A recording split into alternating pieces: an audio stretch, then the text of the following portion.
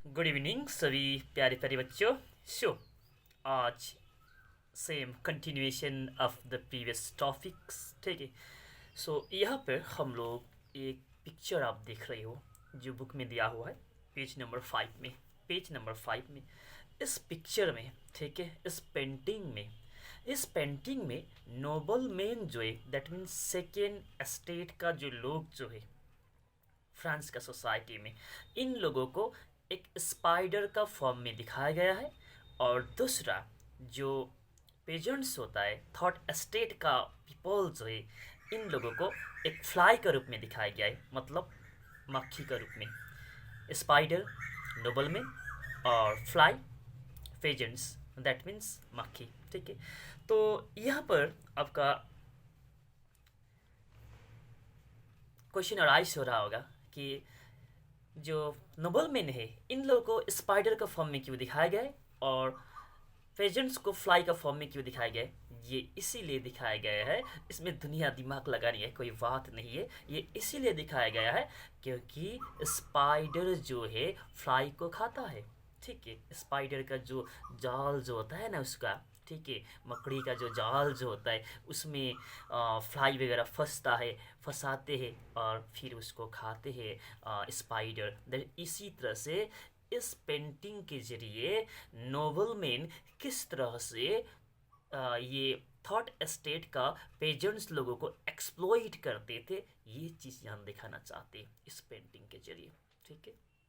और ये पेंटिंग जो है जनरली ये एनोनिमस पेंटिंग है। ठीक है। दैट इज यहाँ पर लिखा है कि ये पेंटिंग जो है एनोनिमस एचिंग है। ये पेंटिंग एनोनिमस एचिंग मतलब ये पेंटिंग किसने किया है। ठीक है। एचिंग मतलब पेंटिंग ही है। ठीक है। ये एनोनिमस मतलब ये किसने किया है, ये अननोन है। ठीक है। उनका नाम नहीं दिएगा, अननोन पेंटिंग एक। ठीक है। ओके, जो भी हो, मैसेज तो मिला ना, पेंटिंग का मैसेज क्या था। ओके, चलो आप।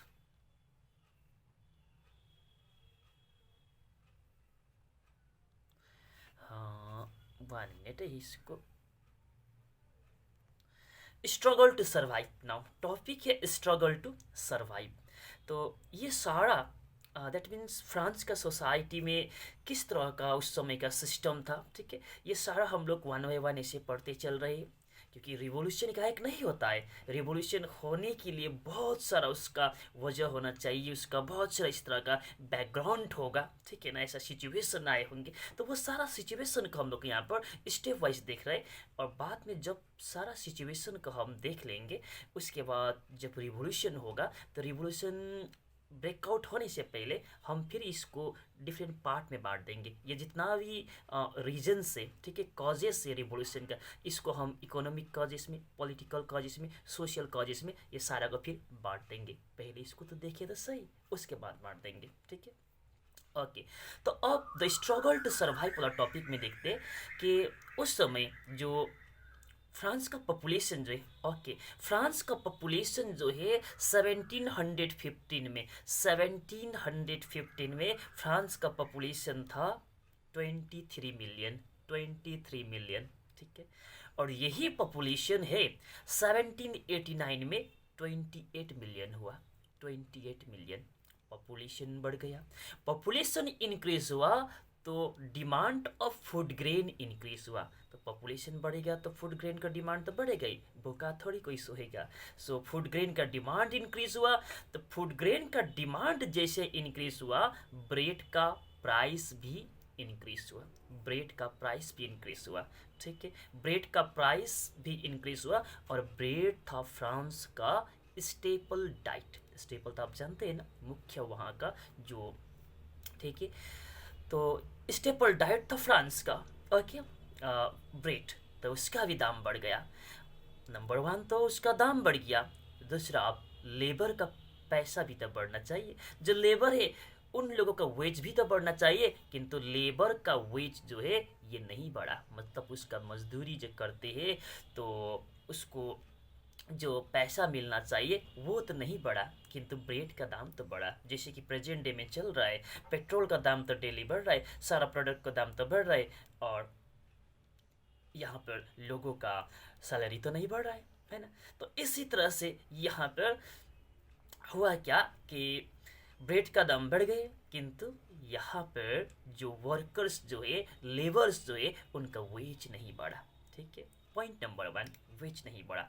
पॉइंट नंबर 2, उसी समय वहाँ पर ड्राउट भी हुआ। ड्राउट जानते हो ना, सूखा पड़ जाना, तो खेती तो नहीं होगा। और हेल के कारण भी, HAIL, हेल मतलब हेल स्टोन, दैट मीन्स ओले जिसको कहते, जो पत्थर गिरते हैं ना, आइस जो आसमान से गिरती है ना, जनरली कभी कभी हम लोग यहाँ पर भी देखने को मिलता है, जिसको ओले कहते हैं। तो ओले के कारण प्लस ड्राउट के कारण फसल जो है, हार्वेस्ट जो है वो बर्बाद हो गया। तो हार्वेस्ट बर्बाद हो गया तो फ्रांस में सबसिस्टेंस क्राइसिस देखने को मिला। अब सबसिस्टेंस क्राइसिस क्या होता है? दैट मीन्स यहाँ पर फूड ग्रेन का प्रोडक्शन सफिशिएंट नहीं है, तो सबसिस्टेंस क्राइसिस वहाँ देखने को मिला।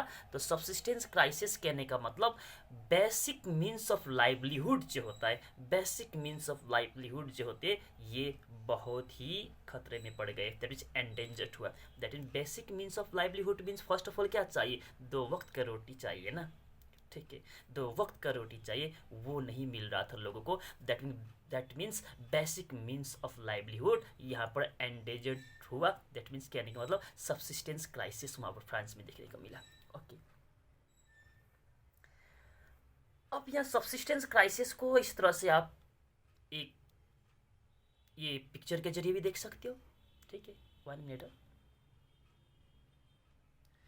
यहाँ पर देखिएगा, बैट हार्वेस्ट हुआ फर्स्ट। ठीक है, तो सब्सिस्टेंस क्राइसिस को हम इस तरह से देख सकते हैं। बैट हार्वेस्ट हुआ तो ब्लैंक वाला पोर्शन में आप ऐसे फिलअप कर सकते हो। बैट हार्वेस्ट हुआ तो फूड ग्रेन का स्कैरसिटी हुआ। सेकेंड का जो ब्लैंक बॉक्स में देख सकते हो, फूड ग्रेन का स्कैरसिटी हुआ।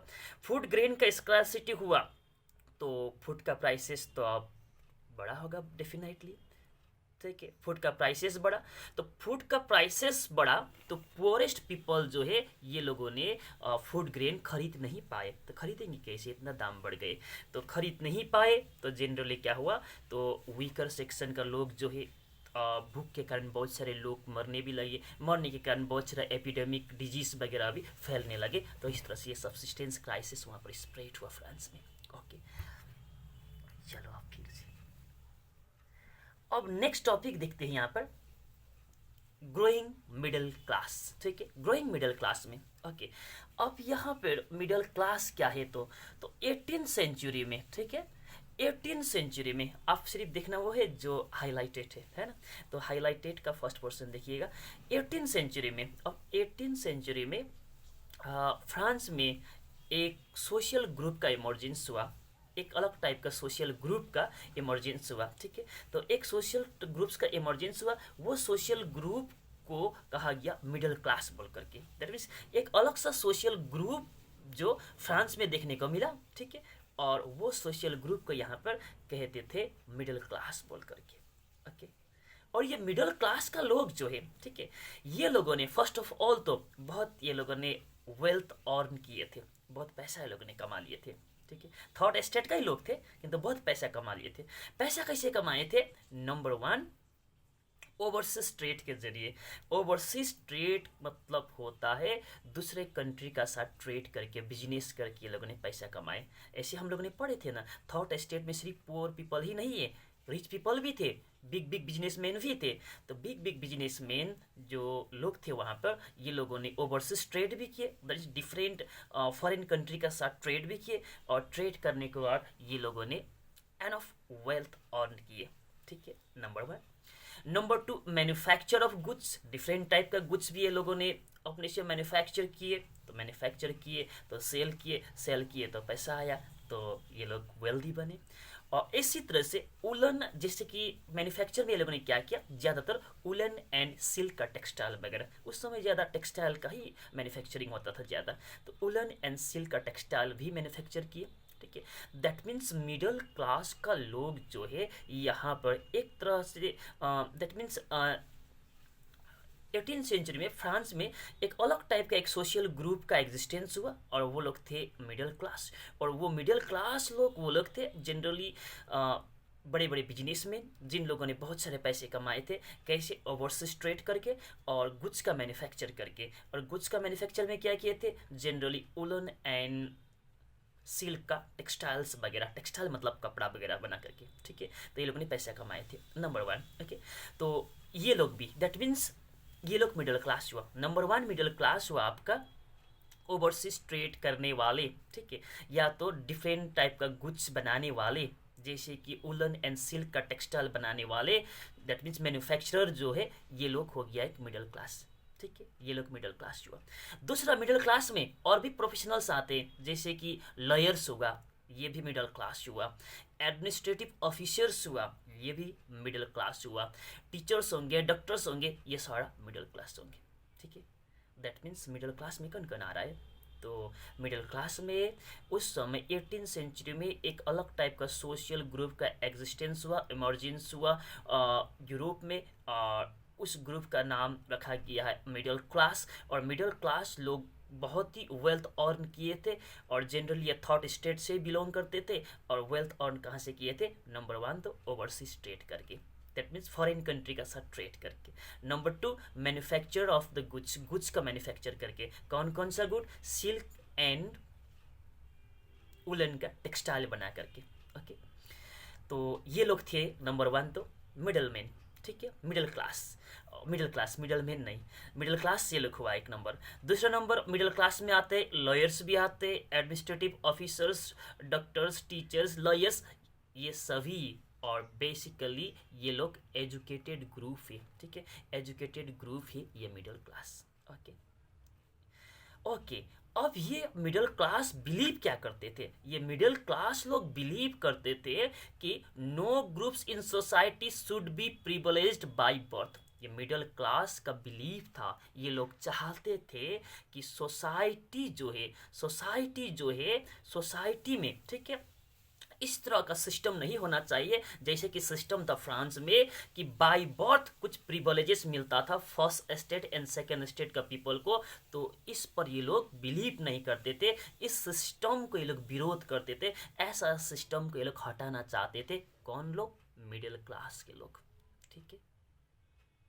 और अब आते इसका बाद कुछ फिलोसोफर्स वगैरह का कंट्रीब्यूशन। तो फिलोसोफर्स के बारे में अभी नहीं पढ़ेंगे, ठीक है, ये हम लोग कल पढ़ेंगे। एक ही बार बहुत ज़्यादा खाएंगे तो फिर डायरिया ना हो जाएगा, तो फिर खाने का मतलब क्या होगा, और कमज़ोर बन जाएंगे ना। तो आज के लिए इतना ही, कल पढ़ेंगे हम वो टॉपिक, ठीक है, फिलोसोफर्स के बारे में। ओके, और आपको बता भी दिए कि बाद में जाकर के रिवोल्यूशन जब होगा, ये सारा तो एक बैकग्राउंड बन रहा है एक रिवोल्यूशन के लिए, ठीक है। बार बार में कोई एक टीचर आपको बार बार टचर कर रहे, कभी न कभी तो रिटेलिएट कर ही लेगा बच्चा, है ना।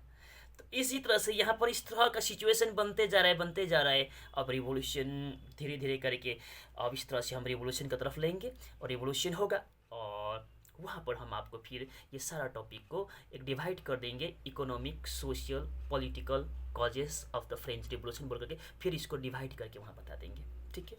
ओके, आज के लिए इतना ही, बाय बाय।